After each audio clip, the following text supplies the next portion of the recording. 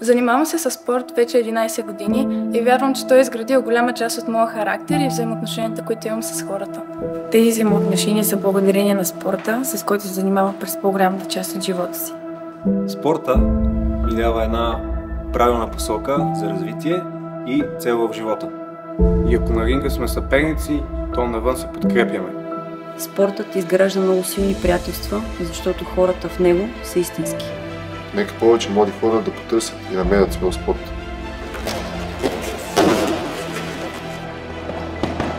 Казвам се Слав Прокопов и съм световен шампион по кикбокс.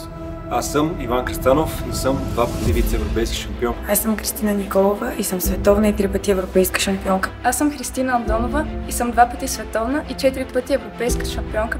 Аз съм Николай Валерев и съм световен шампион стил К1. Аз съм Теодора Кирилова и съм двукратна световна и трикратна европейска шампионка по муай тай.